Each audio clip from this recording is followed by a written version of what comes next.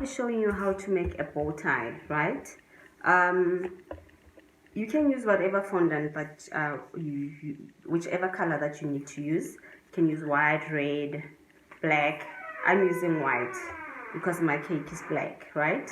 So what we'll be doing is you need to cut out a strip this long and a smaller strip like this. So what you will be doing is you also need your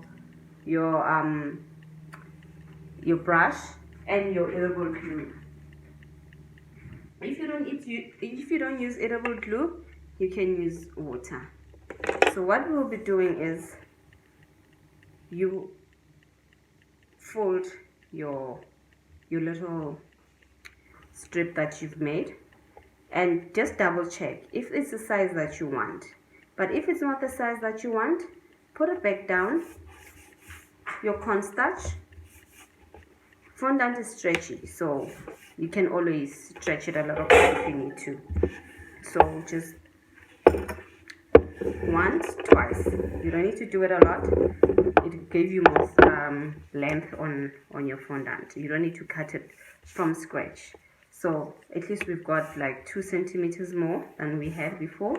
So what you do is you take your edible glue or your water right at the end of your fondant. Both ends, you put that on. Then you fold it halfway. Make sure that it is halfway. Then you take your smaller strip, do the same thing. If it looks a bit too long, you cut it out. I just cut off a piece here. You put a bit more water. Then you're going to take your smaller strip, put it under the bigger one, just like that. And what you do is you take this part. Let me put it like this so you can see. You take this part and you fold it over. Then you take the other end of your smaller piece, you fold it over. So now you can pinch it in the middle to make the space on the tie. Pinch it and it will make a little impression on the smaller piece in the middle. So what you do is you just put your finger in here. Put your finger so to keep the shape. I always say you can use cotton wool, you can use a little bit of tissue. I take my fondant, I put a lot of cornstarch so it doesn't stick. So you just take that, tuck it in here. You take that, make a little sausage, not too big, a lot of cornstarch.